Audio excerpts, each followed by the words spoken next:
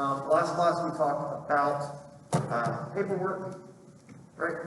Today we are talking about platforms and floods and what makes them great. Okay, really, we're talking about how to build them, not what makes them great. So, this is a flat. What's a flat made out of? What's a flat frame made out of? What are these? 2x4s. Okay? What is, did I just say flat? That's a platform. It's a platform. Platforms are made out of 2x4s. Platforms, 2x4s. I'm sorry. This is a flat. What is a flat made out of? 1x3s. These are actually 1x4s because they were built before I got here. Standard lumber for framing for flats is either a 1x3 or a 1x4, depending on where you go. Okay. We use 1x3s because cost analysis is showing you that it's cheap. Okay. But 1x3s or 4s, 2x4s. Okay. We'll talk about platforms. Here are the tools that we use to build flats and platforms. Which of these two tools is used for building a platform? The impact. Okay? So that means that this one, which is called what? Stapler. What kind of stapler? Pneumatic. Narrow crown staplers. I mean, realistically, narrow crown pneumatic stapler, but narrow crown stapler. Okay? It shoots narrow crown staples. Alright, and we use it to build flats. Okay? Okay. Who remembers what the rule for fastener is from the the lecture that was put up on YouTube? Double what you're going through. Right? So, in the instance of a platform, what am I going through? What is the dimension here that I'm going through? Inch and a half. Okay? The quickest and easiest way to figure out what you're going through, think about the dimensional lumber that you're using. So we're using 2x4s. Jesse, covering this. So we're using 2x4s. So we know that the two dimensions of a 2x4 are 1.5 inches by 3.5 inches. Right? 2x4. So looking at it, is this the smaller dimension or the larger dimension? This is the smaller. So you find the smaller number, which is 1.5 inches, and that's what we're subtracting, or adding, or whatever. Does that make sense? So, we're going through 1.5 inches, so that means the fastener length that we need is 3 inches. Okay, so we use 3-inch screws to attach the framing on a platform. Okay, what about for putting the lid out?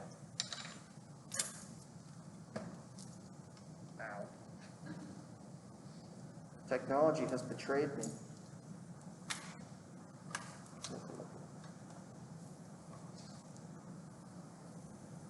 Okay.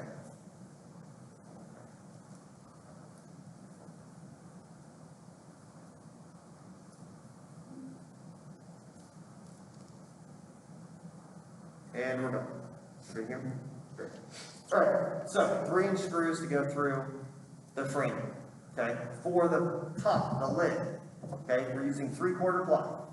So we're going through how much? I just said 3/4. What's double 3/4? Huh? Say it loud. No, 3/4. 1.5. Yeah. So the easiest way to do that, to think about that if you're having trouble with the math, think about it like change, like a quarter for $1. You've got 75 cents, you've got 75 cents, you add it together, how much money do you have?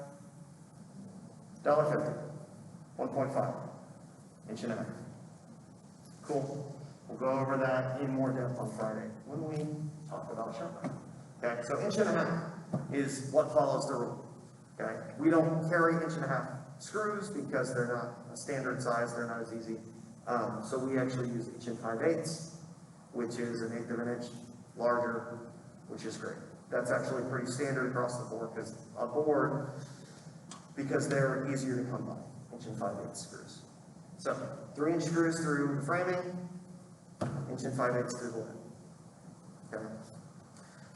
There's a few exceptions, one of them being 1 5/8 there. The other exception to the rule is if you're setting 2 boards of the same thickness side by side. Okay? So if I was attaching 2 2x4s together like this and trying to put a screw through them, okay, I don't want to use a 3-inch screw. Can anybody tell me why? It would slightly poke through. Because it sticks through, right? We don't want the head of our screw to be flush or a little bit above the surface. We want it to be sunk just below the surface. Because the screw is 3 inches long and the boards are 3 inches wide, when we sink that screw head in, we're going to poke the end of the screw out, which is not what we want. So we go a step back whenever we're screwing 2 things of the same dimension together. Make sense? Cool. Otherwise, follow the rule unless I tell you otherwise. All right, 3 inches, 1 5/8. Attaching the frame of a flat together, okay, when we are stapling it for a Hollywood flat.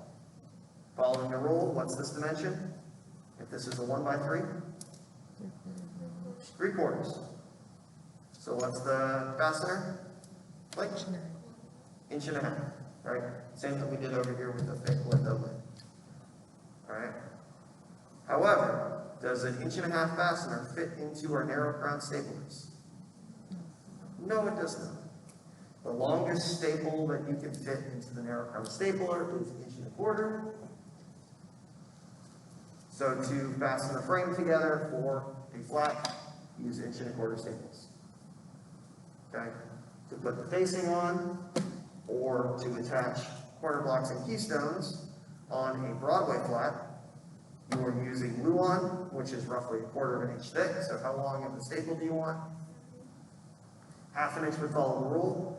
1/2 inch isn't a lot, right? 1/4 inch grab into material. So I've got 3/4 inch of material that it can grab into for this. And it's only touching 1/3 of them at its best, right? So what we are actually doing in the shop is we're using 3/4 inch. So now we're going through 2/3 of the material there, okay? So it grabs it a little bit more, it grabs into the material that you're fastening it into and holds it there. Okay, 1/2 inch doesn't have a lot of hold straight behind it, okay? So 3/4, 1.25 inch, okay? Easiest way to remember this, there's a drawer in the tool shop. The 2 largest, the 2 sections with the most staples in them are the 3/4 section and the 1.25 inch section, okay? So the easiest way to remember what staples you need for those is to go to that screw drawer. Am I stapling through 1x or am I stapling through the 1? If you're stapling through 1x, you grab the big one. If you're stapling through the 1, you grab the little one. Make sense? All right, now let's talk about construction of these frames. So first step, which we'll go over on Friday, is creating a cut list. Okay, that's using your math and using your drawing to figure out the length of all of the boards that you need to build the frame. Okay, these are stock, so you can know a cut list from the top. Like I can list a cut list for a 4x8 platform. You need 2 2x4s at 4 feet. You need 3 at 3'9", and you need 2 at 7'9". Okay, just because I've done this so much and I know how to do the math in my head. Okay. So I've got my cut list, I make my cuts, and I bring it together. Let's put the frame together. First step, take 2 boards. You want, so let's talk terminology real quick. You've got 3 different types of boards that fit in the frame of a platform or a flat. Okay, you've got rails, you've got stiles, and you've got toggles. The rails, if you think about like a railroad track, the rails are the longest parts on your frame. So the rails are the 2 long sides. Okay? Just like the rails on a railroad track are the longest pieces on that track. The rails on your frames are going to be the longest ones. Okay? You've got stiles, which are the top and the bottom, and they always, always, always cap the rails. So if this is my rail going vertically, I always want to cap it with that stile. Same goes over here. For platforms, it's so that you don't have a single seam running all the way down, because if we did, then just a small little twist of the side rails could pop all of those ends off. Okay? By capping it here, it makes it so that it resists that twist, so it can't pop off, and it's more stable that way. Okay? For a flat, the reason that we cap those rails is so that when it falls down, or when it comes into the floor, if it's on a fly system or something like that, we've got a single board running across the whole base. It's going to sit flatter. Also, if it hits the ground, it's going to be less likely to break. Okay? Because the pressure is going to be up and carried through the entire frame instead of being hit on one of these rails. That rail then splits or breaks off of the frame, because you've got that one piece that's less likely to cause issue if it does come crashing down on a fly system or something like that. Okay, make sense?